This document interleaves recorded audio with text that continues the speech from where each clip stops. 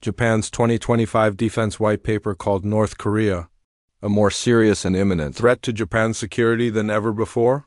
And it's not hard to see why. Pyongyang is developing and testing missiles on a regular basis. It's strengthening ties with Russia and China. It's one of the world's 9 nuclear powers, and with a violent and volatile dictator at its helm in Kim Jong-un, it's also one of the most dangerous, unpredictable nations on the planet. War in Asia may come sooner than expected, while South Korea would represent the most obvious target for Pyongyang. It could move in a different direction, striking instead at Japan. If so, what would happen? And which nation would emerge victorious? Well, while it's impossible to perfectly predict the outcome of any hypothetical war, it's possible to make educated, informed estimations based on available data. And there's plenty of data to go around in regard to Japan and North Korea's respective militaries' policies and tactics. For example, Global Firepower GFP, which is one of the world's leading sources of data regarding 145 of the world's modern military powers, provides detailed data regarding each nation's strength in matters like manpower, military finances, resources, logistics, land forces, and so on. It also produces annual rankings, assessing the overall strength of each nation by 2025. Japan sits in 8th spot in those rankings, just behind France and the United Kingdom, but ahead of other major military powers like Turkey, Germany, and Israel. North Korea, meanwhile, holds the lowly position of the 34th strongest military in the world, according to GFP's algorithms. It's 1 spot ahead of Bangladesh, but behind Argentina, Mexico, and Nigeria. The rankings alone don't necessarily tell us too much, nor is it a foregone conclusion that a country with a higher rank would automatically defeat one further down the list. But as we dig deeper into the data, we start to see some clear, dramatic differences between these two nations. And while Japan is clearly superior in many critical aspects, North Korea holds a few important advantages of its own. In terms of manpower, for example, Japan has the 12th biggest population on Earth, with over 123 million citizens. North Korea is a fraction of the size. With just over 26 million, this gives Japan more than 42 million individuals who are deemed physically fit for service, along with over 1.1 million more reaching military age each year. In North Korea, the numbers are much lower, with just 5.3 million people in the fit for service category, and around 420,000 reaching military age annually. As far as actual army sizes are concerned, however, North Korea actually has a much larger force for the moment than Japan. It boasts over 1.3 million active duty personnel, while Japan has less than 250,000, plus around 560,000 reservists, compared to Japan's 56,000. This highlights the completely contrasting military doctrines and policies of the two nations. North Korea has long been focused on projecting power and building the biggest possible force it can in an attempt to intimidate and frighten those it deems to be its enemies, like the United States, South Korea, and Japan.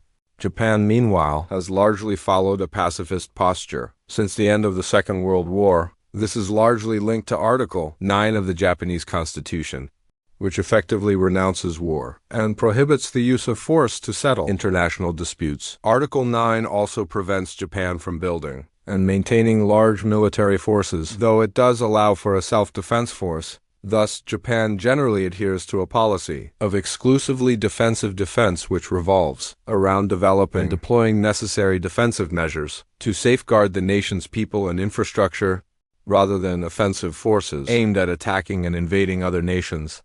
There have been attempts in recent years to essentially reinterpret Article 9 and allow Japan to strengthen its military capabilities, particularly in the wake of rising tensions across the region. And it's important to note that if Japan came under attack, it would certainly not sit idly by and suffer the consequences without major retaliation. It's worth noting, too, that in any prospective war between North Korea and Japan, the number of troops on either side may not matter all that much, given the fact that there are no land borders between the two nations, and they remain separated by the Sea of Japan. North Korea would find it immensely challenging to amass any sort of sizable military force on Japanese soil. It would need huge numbers of transport planes and landing craft to transport even a fraction of its enormous army off the sea and onto Japanese territory. Japan would hold the home ground advantage and could rely on its impressive air and sea forces to fend off any invasion attempts. sinking Korea's vessels and sending its planes spiraling out of the sky before they even get close. At the same time, it would only take a small number of North Korean troops, especially those in the country's special forces, to potentially deal devastating damage. After the 1996 Gangneung submarine infiltration incident, for example, it took around 60,000 South Korean troops to find and eliminate only 20 North Korean agents further back in 1968. A small force of just 31 North Korean Special Forces soldiers almost executed an assassination plan on the South Korean president. This shows how deadly and elusive Pyongyang's best-trained soldiers may prove to be, and even if some of them made it into Japan, they could cause chaos, potentially attempting assassinations of high-profile political and military figures. Many of these troops would also bring the benefits of their experiences in the Ukraine war with North Korea, having sent a small portion of its enormous army to assist Russia in recent times. Fortunately, Japan has plans in place to deal with a special forces incursion. Together with one of its closest allies, the United States, Japan has worked on numerous training exercises and contingency plans to put into action should North Korean forces enter its territory. Operation Plan 5055, for example, outlines exactly how Japan, together with U.S. forces stationed at bases across the nation, would respond to an attack, mobilizing forces and deploying assets to safeguard strategic locations and infrastructure across the nation. So, despite having a bigger army, North Korea would have a tough time making the most of it. The same largely applies to the country's land forces. GFP notes that North Korea has relatively strong ground capabilities for a country of its size, with more than 4,300 tanks, over 18,000 armored vehicles, 2,000 artillery systems, and 1,500 mobile rocket projectors. Japan has significantly smaller numbers, for the most part with just over 500 tanks, around 600 artillery systems, and a little over 50 mobile rocket projectors. It does, however, have more armored vehicles, with almost 32,000 according to recent data again. This ties into the two countries' contrasting views on defense and war, with North Korea desperate to amass as much power as possible, while Japan prefers to focus purely and simply on defensive capabilities, investing more into the likes of world-leading air defense systems and interceptor missiles as opposed to massive tank fleets. On paper, based on nothing but the numbers, North Korea is the stronger of the two sides in this department. However, the war isn't only about quantity but quality. North Korea may have thousands of tanks, but they're certainly not ranked among the finest in the world. Indeed, large parts of Pyongyang's arsenal are old and outdated. Incredibly old and outdated, to be more precise. It uses models like the Soviet T-34 main battle tank, which actually featured in World War II. It also has large stocks of T-55 tanks, as well as Chinese Type 59s and Soviet T-62 missiles, all of which are many decades old and stand little chance of faring in a one-on-one clash with a more modern 4th or 5th generation tank. Then there are North Korea's domestic models, like the Chanmo-ho and Songun-ho. North Korean officials have remained highly secretive about the technical specification and capabilities of these tanks, but given the limited pool of resources available to Pyongyang, they're not expected to be particularly efficient or effective in modern-day combat scenarios. Indeed, numerous analysts have basically called North Korean tanks death traps on wheels, criticizing their armor weaponry and numerous deficiencies compared to leading tanks from around the world, like the US M1A2 Abrams or the South Korean K2 Black Panther. Japan's main tank, meanwhile, is the Type 10. It's a 4th-generation model, made by Mitsubishi Heavy Industries, hosting a delicate balance of firepower, mobility, and state-of-the-art technology that Japan is famous for around the world.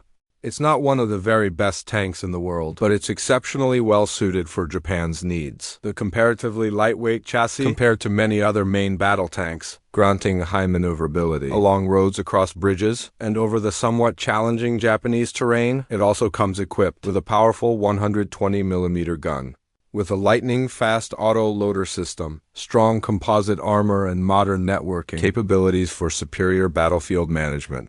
In a direct encounter on Japanese soil, the Type 10 would win against almost any tank North Korea could throw its way. And as touched on earlier, Pyongyang would have an immensely difficult time even getting any of its tanks and other armored vehicles to Japan in the first place, given the immensely challenging logistics involved in organizing a major military displacement across the Sea of Japan. Given this fact, it's perhaps more pertinent to explore how the two sides compare in terms of air and sea forces. Japan has always been a seafaring nation with impressive mastery of the waters that surround it. As such, it naturally boasts one of the strongest naval forces in the world. Even with its exclusively defensive defense policy, it understands the need for a sizable naval deterrent to mitigate the risks of invasions or attacks from China, North Korea, or other hostile nations. Japan's fleet is modern and well-balanced, boasting approximately 24 submarines, more than 40 destroyers, 4 Halo carriers, 6 frigates, and over 20 mine warfare vessels as well. Despite a reasonably small total number of ships and not too much Navy personnel, this force features high-tonned ships that are capable of both defending themselves, dealing significant damage to any enemy, with excellent anti-submarine and anti-mine warfare capabilities. North Korea's Navy is larger, with GFP's data suggesting over 200 vessels in total, and other sources estimating a total figure close to 500. However, once again, this is a story of quantity over quality. Large parts of the North Korean Navy are outdated vessels, dating back to the days of the Soviet Union. Many of its ships are also small brown watercraft, meaning they work best in the likes of rivers, lakes, or shallow waters close to the coast, and they tend to perform very badly out at sea, more than 50 miles from the shoreline. This is crucial, because if North Korea wanted to sustain any sort of prolonged intensive attack on Japan, it would need a strong, reliable naval force to do so. It doesn't have that.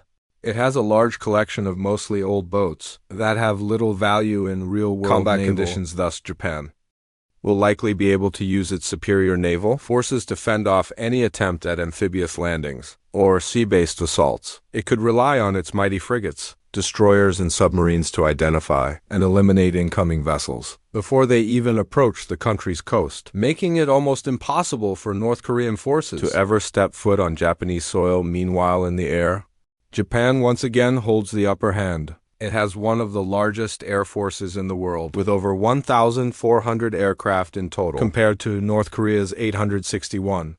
Japan has over 200 fighter jets, including some of the strongest, stealthiest fighters on the planet like the F-35, along with 55 transport craft, over 400 trainers, over 140 special mission aircraft, 10 aerial tankers, and almost 600 helicopters with 119 attack helicopters. North Korea has far fewer craft in almost all categories, though it does have a larger fighter jet fleet with approximately 368 jets in total. However, just like with the tanks and naval forces, the North Korean Air Force is primarily made up of outdated aircraft, but some of its planes, believed to be over 80 years old and utterly unfit for active service in the 21st century.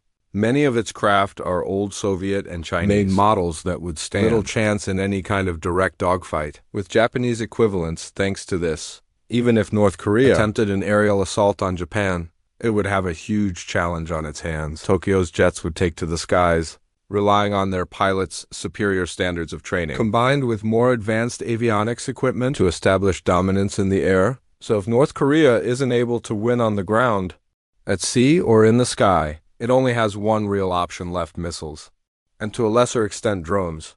And missiles are a major part of Pyongyang's arsenal. North Korea's military has been developing and testing all kinds of cruise and ballistic missiles, including the Hwasong 12, 13, 14, and 15, as well as the KN-01 and Pukguksong 1, 2, and 3.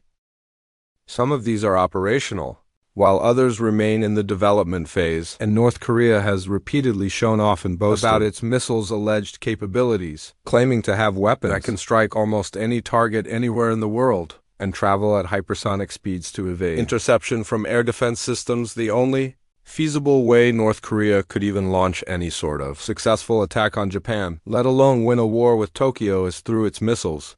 It would have to catch its enemy off guard, striking at one or more major targets with little to no warning, potentially using drone swarms in an attempt to saturate and overwhelm Japanese air defense systems, and hoping that the missiles make it through to hit their targets.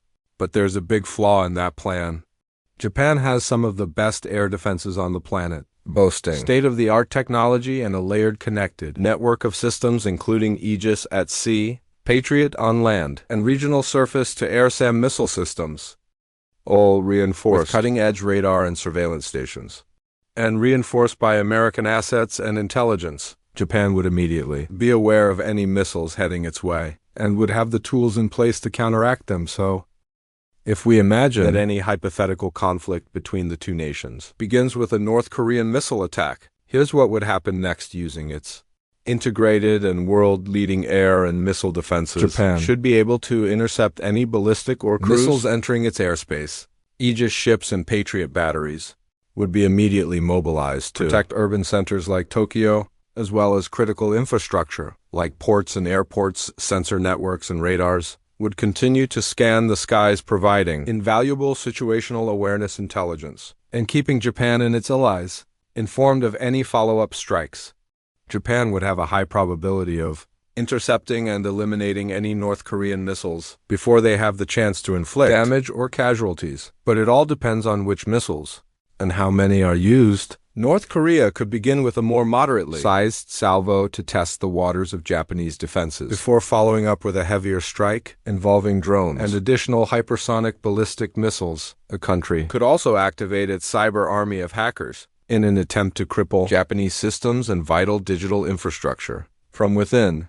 It would, however, have a very hard time succeeding, since Japan is one of the world-leading nations as far as technology is concerned, hosting some of the biggest and best tech companies and cyber teams in the world. It should be able to respond rapidly and effectively to any attempts at digital warfare. Still, a combination of cyber warfare and surprise missile strikes could be enough to catch Japan ever so slightly off guard. One or more missiles might make it to their target locations, which could lead to widespread loss of life, especially in a dense urban center like Tokyo, which is the world's largest and most popular city. In either case, whether the missiles make it through or are all eliminated by air defenses, Japan's response would be swift and decisive. It would immediately call for support from its closest and strongest ally, the United States. The U.S. has bases dotted across Japan and elsewhere in the Indo-Pacific region, so would have no trouble mobilizing forces, scrambling jets, and strengthening Tokyo's defenses in a matter of minutes.